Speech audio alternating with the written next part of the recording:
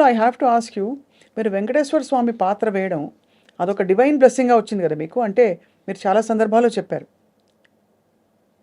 అంటే being selected for that character. ఈ cinema ఇండస్ట్రీకి దేవుడు నన్ను తీసుకొచ్చిందే దానికోసం అనుకుంటున్నాను. ఎందుకురా నేను సినిమా ఇండస్ట్రీకి వచ్చాను, సంబంధం లేని ఇండస్ట్రీ కదా అని నేను చాలాసార్లు నేను అనుకుంటే, అన్నమయ్య సినిమా ఎప్పుడైతే వచ్చి వెంకటేశ్వర స్వామి క్యారెక్టర్ చేసి సినిమా రిలీజ్ అయిన తర్వాత నాకు ఎంత మంచి అప్పుడు నాకు ఒక ఫీలింగ్, వెంకటేశ్వర స్వామి నన్ను సినిమా యాక్టర్ చేసింది దీనికోసమే, ఈ పాత్ర వేయడానికి. ఇన్ని సంవత్సరాలు ఆ ట్రైనింగ్, వెంకటేశ్వర స్వామి క్యారెక్టర్ చేయడం ఈజీ కాదు. ఎక్స్ప్రెషన్ కానీ, ఆ ఫిజిక్ కానీ, ఆ ఫేస్ కానీ, ఆ టైం వచ్చేటప్పటికి ఆ షూటింగ్ స్టార్ట్ అయింది. అలాగే శ్రీరామదాసు, సత్యనారాయణ స్వామి, ఇవన్నీ నేను ఫీల్ అవ్వడం అదే. ఫైట్స్కి ఎంతోమంది ఉన్నారు, డాన్స్కి ఎంతోమంది ఉన్నారు, గ్లామర్కి ఎంతోమంది ఉన్నారు, బట్ ఈ క్యారెక్టర్ చేయడానికి ఎంతమంది ఉన్నారు, ఎంతమంది చేశారు, ఎన్ని సక్సెస్ అయింది. సో నా ఫీలింగ్ ఒకటే. నేను అంతకుముందే నాకు పెద్ద భక్తి అదంతా కూడా లేదండి. దేవుడు అంటే భయం, ఏదో నమస్కారం, టెంపుల్, తిరుపతి, తిరుత్తని, ఇటు రామ్. వెంకటేశ్వర స్వామి క్యారెక్టర్ వచ్చినప్పుడు నేను, బట్ రామారావు గారు చేశారు. ఆయనలో 10% మనం చేయగలిగితే చాలు. ఆయన ఏమేం చేశారు అని కనుక్కున్నాను రామారావు గారి దగ్గర పనిచేసిన వాళ్ళ దగ్గర. వాళ్ళు ఇట్లా ఆయన నేల మీద పడుకునేవారండి, మార్నింగ్ 3కి లేచేవారు, ఆ ఎక్సర్సైజ్ అవి చేసి ఇట్లా. సో అదే ఫాలో చేద్దాం. నేల మీద పడుకున్నాను, 3 గంటలు లేవడం, రెడీ అవ్వడం, 5 o'clock అన్నపూర్ణ స్టూడియో రావడం, వెజిటేరియన్, నో ఫ్యామిలీ లైఫ్, ఇల్లు షూటింగ్ ఇల్లు, అంతే. 8 months మార్నింగ్ చల్లనీళ్ళు స్నానం చేయడం, వింటర్ హైదరాబాద్, అక్టోబర్ సీజన్, ఒక ఇది పెట్టి చేశాను. మేకప్ అందరికి వేస్తారు, మన మేకప్ వేస్తే అది అందాలిగా. రాఘవేంద్రరావు గారు ఏమని ఉంటారు మిమ్మల్ని చూసి? నన్ను స్వామినే పిలిచేవారు, పేరు పెట్టి పిలవాల. ఫస్ట్ నేను ఎప్పుడైతే ఎంటర్ అయ్యానో, స్వామి మీరు చేయండి, ఏదైనా ఇది ఉంటే నేను చెప్తాను, వేరే వాళ్ళు చెప్తే మీరేం డిస్టర్బ్ అవ్వద్దు, మీరు నన్నే అడగండి అని చెప్పేవారు. ఆ సినిమాలో ఆ పేరు వచ్చిందంటే డైరెక్షన్ సైడ్లో రాఘవేంద్రరావు గారికి. అంత అద్భుతమైన ఆర్నమెంట్స్ ఇవన్నీ వేశారంటే ప్రొడ్యూసర్ స్వర్గీయ దొరస్వామిరాజు గారు, and technicians cameraman Vincent, music director Keeravani, voice ఇచ్చిన బాలు గారు, ఎస్పి బాలసుబ్రహ్మణ్యం, ఇవన్నీ కంబైన్ అయిందండి. నేను ఒట్టి విగ్రహమే, ఆ విగ్రహానికి రంగు పూసి ఆ విగ్రహాన్ని అంత తీర్చిదిద్ది చేసింది ఏంటంటే వీళ్ళే టెక్నీషియన్స్. అండ్ పేరు రావడం, హిట్ అవ్వడం అది పైనుంచి. అంత చేసి ఫ్లాప్ కూడా అవ్వచ్చు కదా, హిట్ అవ్వాలి రూల్ ఏముంది, ఏం లేదు. అదే యాక్షన్ సినిమానా, డ్యూయట్స్ ఉన్నాయా, ఏమున్నాయి అంటే రెగ్యులర్ డ్యూయట్స్ లేవు. ఆ ట్రెండ్ వేరే. అప్పుడు ట్రెండ్ ఆల్రెడీ, అప్పుడు రొమాంటిక్ ట్రెండ్, నాగార్జున కూడా రొమాంటిక్ ట్రెండ్లోనే ఆయన ఉన్నారు. అది పెట్టిన రొమాన్స్ కూడా చాలా సమయోచితంగా ఒక సందర్భం క్రియేట్ చేసి చాలా గ్రేస్ఫుల్గా పెట్టారు. అన్నీ కొంచెం టెన్షనే, ఒప్పుకుంటారా అని చెప్పి ఒక టెన్షన్ అది. బట్ చేసాం ధైర్యం. అంటే హ్యాట్స్ ఆఫ్ టు దొరస్వామిరాజు గారు, ఎందుకంటే సినిమా బాగా రావాలని చెప్పేసి ఆయన అన్ని డబ్బు మొత్తం పెట్టేశాడండి. అంత వెంకటేశ్వర స్వామి భక్తుడు ఆయన, ఏం కావాలన్నా పెట్టాలని చెప్పి ఆయన పెట్టాడు. అండ్ రాఘవేంద్ర గారు కూడా అవుట్ అండ్ రైట్గా ఆయన నిష్టగా కాళ్ళకి చెప్పలు వేయకుండా ఒట్టి పంచి పెట్టి, ఆయన కూడా ఒక మాల వేసి, అందరూ భార్గవి, ఎవ్రీబడి, మేమంతా కొంచెం దీనికి అలాగే చేసాం. దానికి రామదాస్ కూడా అలాగే చేసాం. తర్వాత ఏమైంది నాకు తెలియదు. సో అది ఒక డిఫరెంట్ ఫిలిం అండి. ఈరోజు కూడా సినిమా టీవీలో చూస్తే కూడా ఒక డిఫరెంట్ ఫీల్ వస్తుంది. ఆ సినిమా వరకు సినిమా చూసిన ఫీలింగ్ రావట్లేదు. మధ్యలో యాడ్స్ వస్తే అప్పుడు సినిమా ఫీలింగ్ వస్తుంది. యాడ్ రాలేదనుకోండి, సినిమా లాగా లేదు. అది ఏదో ఒక డివోషనల్ ఒక అనుభూతి, మనం ఏదో గుడికి వెళ్ళి ఏదో చూస్తున్నట్టు, అక్కడేదో జరుగుతున్నట్టు. And president of India Shankar Dayal Sharma, ఆయన సినిమా చూడాలని ఆ సినిమా అక్కడ రాష్ట్రపతికి రప్పించి, సినిమా వచ్చిన తర్వాత నేను వెంకటేశ్వర స్వామికి ఎవరు యాక్ట్ చేసి ఆయన రమ్మని చెప్పి నేను అక్కడికి వెళ్ళి ఇట్లా పక్కనే కూర్చొని సినిమా చూడడం, రాష్ట్రపతికి భావంతో ఆయనతో భోజనం చేయడం. ప్రెసిడెంట్ ఆఫ్ ఇండియాతో 1 minute కూడా ఉంటుందండి ప్రోటోకాల్, బ్యాజ్ ఇది అంతే అయిపోయింది. అలాంటిది టిఫిన్, సినిమా, ఇంటర్వెల్, మళ్ళీ భోజనం, మళ్ళీ felicitation, half day I was in Rashtrapati Bhavan. Amazing కదా అసలు, గ్రేట్ ఎక్స్పీరియన్స్. అంటే ఇదే మనకి మీరు లిటరలీ మీరు పడ్డ కష్టానికి 10 ఇంతలు మీకు గౌరవం, అన్నీ, సత్కారం, ఇంకా యోగము, యోగం అంటారు కదా, యోగం అది. అన్నీ జరిగిపోయాయి. ప్రెసిడెంట్ ఆఫ్ ఇండియా ఇంట్లో పోయి భోజనం చేయడం ఏంటండి? అంబానీ ఇంట్లో భోజనం చేయవచ్చు, లేకపోతే టాటా ఇంట్లో భోజనం చేయవచ్చు. ప్రెసిడెంట్ ఆఫ్ ఇండియా ప్రోటోకాల్ ఉంది. అవును. వై షుడ్ ఈ come, who easy, what is his background, ఎందుకు, ఇవన్నీ ఉన్నాయి. అప్పుడు నాకు సాక్ష్యం వచ్చి సిబిఐ డైరెక్టర్ అప్పుడు కార్తికేయన్, అంటే సిట్ జరిగింది కదా, special investigation team, Rajiv Gandhi murder case కదా, ఈ బికేమ్ ది సిబిఐ డైరెక్టర్. అప్పుడు CBI director, chief of army, chief of navy, chief of air force దర్శనామతి గారు, నేను, అంతే. ఆ థియేటర్ ఇంతే ఉంటుంది థియేటర్, చిన్న థియేటర్, కాంపాక్ట్గా చూసాను. That is one of my most memorable things in my life. మీరు అడిగారంటే suppose what is a memorable thing in your life అంటే ఇదే. Eating, sitting, watching a movie, having lunch, breakfast with the president of India. What more? అంతకన్నా గొప్పది ఏముందని. God gave me. అందుకే అండి, I'm very much contented with what I am, what I achieved. I don't expect ఇంత achievement లేదు. Without nothing అండి, I was nothing. Today I become something.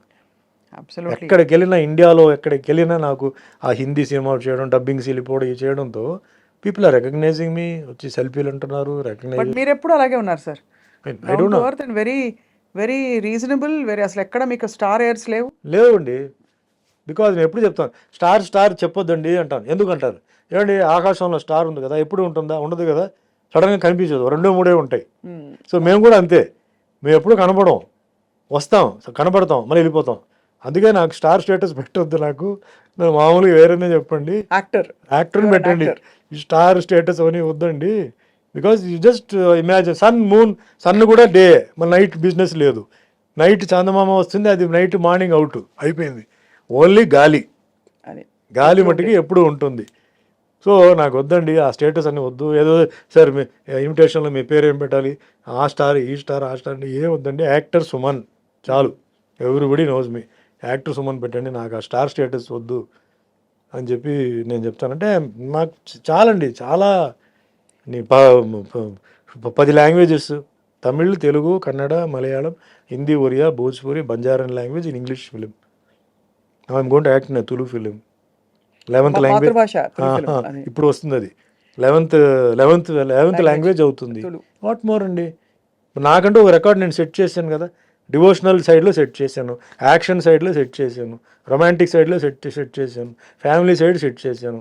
అన్నిటికంటే ఎక్కువ మిమ్మల్ని కష్టపెట్టిన వాళ్ళు సెట్ చేశారు, సమాధానం చెప్పి. సో టీవీ సీరియల్ చేశాను, వెబ్ సిరీస్ చేశాను, ఓటీటీ చేశాను, సినిమా చేశాను, పెద్ద సినిమా చేశాను, అన్నీ చేశాను. ఇంకా సినిమాలు ఏది వదలపెట్టలా. డిజిటల్ సినిమా చేశాను, ఏం చూద్దామని చెప్పి. అంటే నేను I become passionate to films అండి. ఇప్పుడు నాకు మిగతా అంతా ఏది నాకు అట్రాక్టివ్గా లేదు. పాలిటిక్స్ కూడా నాకు మొన్న కూడా ఎవరో పాలిటిక్స్ చెప్తే నేను దానికి 99లో మీరు వచ్చినట్టున్నారు టీడీపీలో. అప్పుడు పనిచేశాను. అప్పుడు వాజ్పేయి గారు, చంద్రబాబు నాయుడు ఇద్దరు కలిసి ఉన్నారు. తర్వాత వాళ్ళు ఓడిపోయి, తర్వాత నాకు ఎందుకో ఇప్పుడు కూడా నాకు మొన్న కూడా ఎందుకు మీరు కంటెస్ట్ చేయకూడదు అది అని చెప్తే, బేసిక్లీ నాకు పొలిటికల్ సిస్టమ్, నాకు ప్రజెంట్ పొలిటికల్ సిస్టమ్ నాకు ఎందుకో నచ్చలేదండి. ఈ పార్టీ ఆ పార్టీని కాదు, కాశ్మీర్ టు కన్యాకుమారి వరకు నాకు కొన్ని డౌట్స్ ఉన్నాయి. అందువల్ల నేను వెళ్ళాలా వద్దా ఏంటనేది నేను కొంచెం అలా కొంచెం దూరంగా వచ్చాను. అంటే నేను చెప్పొచ్చా మీకు? జైల్లో ఉండి ఒక లీడర్ కంటెస్ట్ చేస్తాడు. జైల్లో ఒక లీడర్ ఏదో ఒక కేసు కింద జైల్లో ఉన్నాడు, అతను కంటెస్ట్ చేస్తున్నాడు కదా. జైల్లో ఉన్న ఖైదీలు ఎందుకు ఓటు చేయకూడదండి? అవును, అది కరెక్ట్ కాదంటారు అది కదా. ఆ ఖైదీలు పర్మనెంట్ ఖైదీలు కాదు, వాళ్ళు 5 రోజులకో, 5 వారాలకో, 5 నెలలకో వచ్చిన వాళ్ళు మా అయితే ఒక 4 సంవత్సరాలు ఉంటారు. ఆ ఓట్లన్నీ పోయిందిగా. అవును. సో మనం వీళ్ళని పర్మనెంట్ ఈ పార్టీ గెలిచింది అంటున్నారు. మరి జైలు అన్నిట్లో ఎంతమంది ఖైదీలు ఉన్నారు? వాళ్ళందరిది ఓటు కనుక పడి ఉంటే మరి వీళ్ళు గెలిచి ఉంటారా లేదా ఓడిపోయి ఉంటారా? మరి అన్యాయం కదా అది. జైల్లో ఉన్న లీడరు జైల్లో ఉన్నాడు, క్రైమ్లో ఉన్నాడు, వాడికి ఏదో శిక్ష పడింది, లేకపోతే ఏదో జరుగుతుంది, వాడు కంటెస్ట్ చేయవచ్చు. జైల్లో ఉన్న ఖైదీలు ఓటు వేయకూడదు, న్యాయం అది. ఇది ఒక పాయింట్. ఒక మనిషి లీడరు 2 చోట్ల పోటీ చేస్తాడు కదా, ఎమ్మెల్యే, ఎంపీ. మనం ఎందుకు ఒకే చోట్ల ఓటు వేయాలి? మనం ఎందుకు 2 చోట్ల వేయకూడదు? పాయింటే. మరి ఇది క్లారిటీ అవ్వలేదు, జనాలకి ఏం తెలియదు. అందుకే ఏదో ఈ party operate, Kashmir to Kanyakumari వరకు దీనికి క్లారిటీ కావాలి అంటున్నాడు. కరెక్ట్. ఆ క్లారిటీ వచ్చి ట్రాన్స్పరెన్సీ వస్తే తప్పు కదండి. ఇప్పుడు నేనేమంటానంటే, ఖైదీలు మీరు జైల్లో, అదే చెప్తాను, జైల్లో ఉన్న ఖైదీలు అందరూ నేరం చేసిన వాళ్ళు కాదు. వాళ్ళ మీద కొన్ని కేసులు కావాలని ఫ్రేమ్ చేసి కొన్ని బ్యాచ్ ఉంది, కొన్ని టైం బాగలేక ఏదో తప్పులు చేశారు వెళ్ళారు, కొందరు తప్పులు చేసిన వాళ్ళు ఉన్నారు, అది వేరే. బట్ ఒక పార్టీని ఎలక్షన్ చేసినప్పుడు వాళ్ళు కూడా హక్కు ఉంది కదా అంటున్నాను. ఉండాలి. వాళ్ళని ఎందుకు దూరం పెట్టి వాళ్ళని ఎందుకు అవాయిడ్ చేస్తున్నారు వీళ్ళు? అది కరెక్ట్ కాదు, పొలిటికల్ సిస్టమ్ కరెక్ట్ కాదు. అదే మాదిరిగా ఒక అతను 2 చోట్ల పోటీ చేస్తాడు, ఎంపీగా చెయ్యి, కానీ మనం ఒకటే ఓటు, ఓన్లీ 1 ఓట్, అది కరెక్టా? కరెక్ట్ కాదు కదా అది. ఇట్లా నాకు కొన్ని డౌట్స్. ప్లస్ మన డెవలప్మెంట్ ఎందుకు అవ్వట్లేదు, ఇంత మార్పు గిరిపు వస్తుంది కదా, ఎందుకు అవ్వట్లేదు? అమెరికా ఎందుకు అంత డెవలప్ అయి ఉంది అని ఒక నా కంపారిజన్, ఇది నా ఓన్. ఇది అమెరికాలో ఉంటున్న సో కాల్డ్ సెనేటర్స్ అంటే గవర్నర్స్ వీళ్ళందరండి ఏ సబ్జెక్ట్ ఉందో ఆ సబ్జెక్ట్లో దే వెల్ వర్స్డ్ అండి, they very well educated. Right. అంటే ఒక ప్రాబ్లం వస్తే దాన్ని ఎలా సాల్వ్ చేయాలి, ఇమ్మీడియట్గా దాన్ని ఎట్లా ట్యాకిల్ చేయాలి అనేది వాళ్ళకి ఆ సబ్జెక్ట్ ఉంది, they have learn the subject అండి. ఇక్కడ ఏమైందంటే ఎలక్షన్ రిజల్ట్ వచ్చిన తర్వాత అందరికీ పోస్టులు ఇవ్వాలంటే మినిస్టర్ పోస్టులు ఇవ్వాలండి. అసలు వాళ్ళకి అది సూట్ అవుతుందా, వాళ్ళకి అది తెలుసా తెలీదా అనేది ఇక్కడ ఆలోచించకుండా ఇచ్చేస్తున్నారు మోస్ట్లీ. వాళ్ళు ఏం చేస్తున్నారు, ఇది వదిలేస్తే ఇంకా మనకి ఇంకా మళ్ళీ రాదని చెప్పేసి తీసేసుకుని వాళ్ళకి సబ్జెక్ట్ కొందరికి తెలుసు కొందరికి తెలియదు. తెలియని వాళ్ళు ఏం చేస్తాడు, అడ్వైజర్గా ఒక 5-6 మందిని పెట్టుకుంటున్నాడు. 5-6 మంది ఏం చెప్తారో అదే ఇతను చెప్తున్నాడు. అవును, ఇతను సొంత బుర్ర లేదు. ఆ 5-6 మంది వాళ్ళ స్వార్థం ప్రకారం చెప్పుకుంటారు కదా. వాళ్ళకి ఒక సపోజ్ అడ్వైజర్ ఏ ఉన్నాడు, అతనికి ఎక్కడో ఒక ప్లేస్లో స్థలం ఉంది, అది చేయండి సార్ మనం అక్కడ ఫ్యాక్టరీలు పెడదాం సార్, అక్కడ మనం ఇది చేద్దాం అది చేద్దాం అటు ఇస్తాడు. వీళ్ళకి తెలియదు కదా. సో వీళ్ళకి ఏంటంటే they have to show some progress. So అది పెద్ద మిస్టేక్ అండి. అది ఎవరికైతే సబ్జెక్ట్ తెలుసో అలాంటి వాళ్ళని అక్కడ పెట్టేస్తాడండి, బ్రహ్మాండంగా మన భారతదేశం ముందుకెళ్తుంది. ఫర్ ఎగ్జాంపుల్ మొన్న జరిగిన దీంట్లో సెంట్రల్ మినిస్టర్గా మన రామ్మోహన్ నాయుడు, ఎర్రం నాయుడు గారు కొడుకుని పెట్టారండి. రామ్మోహన్ నాయుడు నాకు ఎప్పటి నుంచో తెలుసు, శ్రీకాకుళం దీంట్లో ద వండర్ఫుల్ అగ్రికల్చరిస్ట్ అండి. చిన్నప్పటి నుంచి వ్యవసాయంలో ఆ వాతావరణంలో పెరిగిన కుర్రాడు. వర్షం ఎప్పుడు వస్తుంది అనేది ముందే వెదర్ రిపోర్ట్ కన్నా ఆయన బ్రహ్మాండంగా చెప్తాడు. ఎప్పుడు వస్తాయి, ఎంత ఉంటుంది, ఎన్ని చెప్తాడు మనిషి. అంటే అంత ఒక మెచ్యూరిటీ. మెచ్యూరిటీ అనేది వయసుతో కాదండి, ఎక్స్పీరియన్స్తో. చిన్నప్పటి నుంచి నేను ఆ మెచ్యూరిటీ గురించి చెప్తున్నాను. చిన్నప్పటి నుంచి ఎన్నో వర్షాలు, తుఫాన్లు, కరువులు చూసిన వ్యక్తి, అతను అగ్రికల్చర్లో ఎక్స్పర్ట్ అండి. పార్లమెంట్లో మాట్లాడితే అందరూ స్పెల్ బౌండ్. అలాంటి వాడిని అగ్రికల్చర్ ఇవ్వకుండా ఏవియేషన్ ఇచ్చారండి. ఆయనకి డెఫినెట్లీ ఏవియేషన్ గురించి తెలిసే ఉంటుంది, లేకపోతే నేర్చుకుంటాడు, నేను ఇవ్వద్దని చెప్పట్లా. కానీ ఆ మనిషికి అగ్రికల్చర్ ఇస్తే అగ్రికల్చర్ ఎక్కడికి వెళ్ళిపోయేదండి. అంటే ఏ సబ్జెక్ట్లో ఎవరికి పట్టుందో వాళ్ళని తీసుకురావాలి, అది ఆ దాంట్లో పెట్టాలి. అప్పుడే స్పీడ్గా డెవలప్ అవుతుంది. మనకి 50 సంవత్సరాలు లేదు, 5 సంవత్సరాలే, వాటిలో 4 ఇయర్సే. ఈ 4 ఇయర్స్ లోపల మనం అంతా ఇప్పుడు రికవర్ చేసుకోవాలి. డిస్ట్రక్షన్ ఉంటుంది, అయితే తుఫాన్ వల్ల దానివల్ల అన్నీ ఉంటుంది.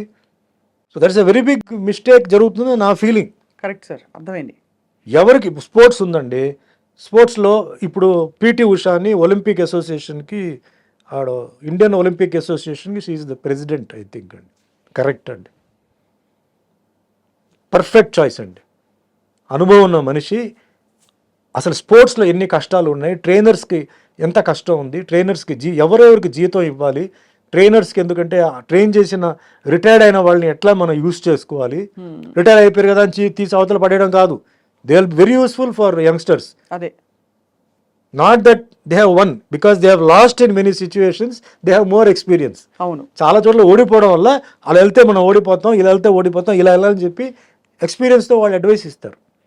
సో ఆ సబ్జెక్టుకి తగ్గ వాళ్ళు పెట్టారంటే ఇట్స్ గ్రేట్ అండి. ముఖ్యమైనది నేను ఫీల్ అయ్యేది ఏంటంటే ఈరోజు భారతదేశం బార్డర్లో ప్రతిరోజు జవాన్లు చనిపోతున్నారండి మన కోసం, మన కుటుంబం కోసం. వాళ్ళ కుటుంబాన్ని వాళ్ళు త్యాగం చేస్తున్నారు. ఎవరిదో బిడ్డ, ఎవరిదో భర్త, ఎవరిదో బ్రదర్ అండి. ఆ చనిపోతున్న వాళ్ళకి మీరు ఏమిస్తున్నారండి? మీరు ఆ మన భూమిని ఏదైతే కాపాడుతున్న వ్యక్తికి ఎవడైతే పాప సరిపోతున్నాడో వాడు సొంత భూమికే వాడు గతి లేదు, వాడు భూమికే వచ్చి కబ్జా చేసేవాళ్ళు ఉన్నారు, పట్టించుకోవాళ్ళు లేరు. మెడలు, ఈ సర్టిఫికేట్ ఏం చేస్తామండి? చనిపోయిన ఒక్కొక్క జవాన్కి నా లెక్క ప్రకారం 5 కోట్లు ఇవ్వాలండి. దేనికో చనిపోయిన వాళ్ళకి అది ఇది అని చెప్పి ఎక్స్‌గ్రేషియా అది ఇది ఇస్తున్నారు. సూసైడ్ చేసుకున్న వాళ్ళు కూడా సూసైడ్ చేసిన వాళ్ళు కూడా ఇస్తున్నారు. This man is ready to take a bullet in his chest. మన కోసం రెడీగా బాంబు పేలినా కూడా రెడీగా ఉన్నాడు. డైలీ జరుగుతుంది, మనకు తెలియదు, మనకి న్యూస్ రావట్లేదు. బ్రహ్మాండంగా కాపాడుతున్నారు. కానీ ఎవరి వల్ల, ఎవరి కోసం? అది అక్కడ కూడా ఏంటంటే జరగాలంటే నా ఒపీనియన్ ఏంటంటే, అంటే టోటల్గా ప్రొటెక్షన్. నాది ఎప్పుడండి, protection, peace, prosperity, these are the 3 slogans అండి నాకు. ప్రొటెక్షన్ కావాలంటే ఎవరైతే అంటే ఆర్మీ ఆర్ పోలీస్ ఆర్ ఏదైనా ఈ సెక్షన్ సంబంధించిన వాళ్ళు రిటైర్ అయిన వాళ్ళకి they have to give them some post అండి. అవును, అప్పుడు వాళ్ళు అడ్వైస్ బ్రహ్మాండంగా ఇస్తారు. వార్ చెప్పదు నేను 3 months తర్వాత వస్తాను చెప్పదండి. మిజైల్ రెడీగా ఉంది, ఎప్పుడు వచ్చి పడుతుందో తెలియదు. సడన్ అటాక్, అప్పుడు ఏం చేయాలి? అప్పుడు గొడుగు పెట్టుకొని మనం పరిగెత్తి వెళ్తామా? వాళ్ళకి తెలుసు, ఆ టాక్టిక్స్ అన్నీ తెలుసు. ఏ బార్డర్ని లాక్ చేయాలి, ఏ గేట్ని లాక్ చేయాలి, ఏం చేయాలి. They have to be given post and they should also come in to ruling party. They should be there in the opposition party. అవును, they should argue because it is protection. అలాగే police కూడా. అందుకే ఇప్పుడు teachers కోట, MLC అదంతా ఉంది చూసారా, అలాంటి కోట నేనేమన్నా ఆర్మీ వాళ్ళకి, పోలీస్ వాళ్ళకి కూడా ఇవ్వండి. ఎందుకంటే ఫస్ట్ దేశం వచ్చి సేఫ్గా ఉంటే అన్నీ జరుగుతాయి. కరెక్ట్. సేఫ్ లేదనుకోండి, మీరు డెవలప్మెంట్ చేసి ఏం ప్రయోజనం, మీరు ఆ ఇండస్ట్రీ తీసుకొచ్చి ఏం ప్రయోజనం అండి? అన్ని వ్యాలిడ్ పాయింట్స్ సుమన్ గారు మీరు చెప్పింది. I don't know how much మీరు ఎంతమందితో చెప్పారో తెలియదు, కానీ ఇది ఫస్ట్ టైం అయితే మాత్రం ఇంత ఓపెన్గా ఓకల్గా ఈ విషయాలు చెప్పడం ఐ థింక్ చాలా వ్యాలిడ్ పాయింట్స్ చెప్పారు చాలా వరకు. డెఫినెట్గా మిమ్మల్ని ఎవరో స్పాట్ చేసి మీకు రావాల్సిన పద్ధతిలో, నాట్ బికాస్ ఆఫ్ ఎనీథింగ్, మీరు మీ కరాటే స్ట్రాటజీ ఎలా కొట్టాలని అలా అయితే ఏం చేస్తారో మీ క్లారిటీ అంత ఇదిగా ఉంది, ఇదిగా క్లియర్గా. అందుకే నేనేంటంటే ఇదన్నీ ఇంత గజిబిజి ఉన్నప్పుడు మనం వెళ్ళిపోయి ఎందుకు ఇది చేయడం. అండ్ ఒకే పర్సన్కి చాలా పోర్ట్ఫోలియోస్ ఇస్తారండి. మనిషే కదా అతను, ఎన్నని చూస్తాడు, ఆడ ఫ్యామిలీ చూసుకోవాలా, పోర్ట్ఫోలియోస్ చూసుకోవాలా. ఎంత టైం చూసుకుంటాడంటే 12 hours పని చేస్తాడు. అంతకనే చేయగలుగుతాడా? అంతకన్నా ఎక్కువ చేస్తే వాడు మిస్టేకులు చేస్తాడు. అవును. So why don't you expand the cabinet? వాటిల్లో ఎంతోమంది ఉన్నారు, కష్టపడిన వాళ్ళు ఉన్నారు, తిరిగిన వాళ్ళు ఉన్నారు. వాళ్ళకి ఎక్స్పాండ్ చేసి give them some portfolios, work fast జరగాలి. ఇప్పుడు ఏంటంటే అండి 5 సంవత్సరాలు ఉంది కదా అని చెప్పి పడుకోవడం కాదు. అవును, ఇప్పుడు చాలా స్పీడ్గా పనిచేయాలి. ఎందుకంటే ఒక సైడ్లో కన్స్ట్రక్షన్ ఉందండి, ఇంకో సైడ్లో డిస్ట్రక్షన్ ఉందండి. ఈరోజు భారతదేశం లోపల చాలామంది బయట నుంచి ఇన్ఫ్లట్రేషన్ వచ్చారు, బంగ్లాదేశ్ నుంచి వచ్చారు. ఫ్రాడ్ ఆధార్ కార్డులు ఉన్నాయి, మొత్తం ఉంది. ప్రపంచం మొత్తం యుద్ధం జరుగుతుంది. ఇజ్రాయెల్, గజా, ఉక్రెయిన్, రష్యా, ఇటు చైనా. ఇప్పుడు చైనా వాడు ఉన్నాడండి, చైనా వాడు అక్కడి నుంచి మిజైల్ పెడితే ఓన్లీ హిందువుల మీద పడతాయా? అందరి మీద హిందూ, ముస్లిం, క్రిస్టియన్, సిక్, పార్సీ, జైన్ అందరి మీద పడతాయి. You have to think in that way. అవును. So this is the time to wake up, this is the time to the. And పిల్లలు కూడా ఏంటంటే అర్థం చేసుకోవాలి. అర్థం చేసుకొని మన దేశం, మన రాష్ట్రం, ముఖ్యంగా అంటారు కదా, వ్యవసాయం ఎందుకు చెప్తానంటే, వ్యవసాయం బాగుంటే రాష్ట్రం బాగుంటుంది, రాష్ట్రం బాగుంటే దేశం బాగుంటుంది. అవును. వాళ్ళు ఏం అడుగుతారండి? వాళ్ళు అడిగేది నీళ్లు, కరెంటు, అంతకన్నా వాళ్ళు అడగట్లేదు కదా. వాటి మీద ఫస్ట్ ఫోకస్ పెట్టుకోవాలి. కరెక్ట్. అన్నీ బాగుంటాయి. Next health.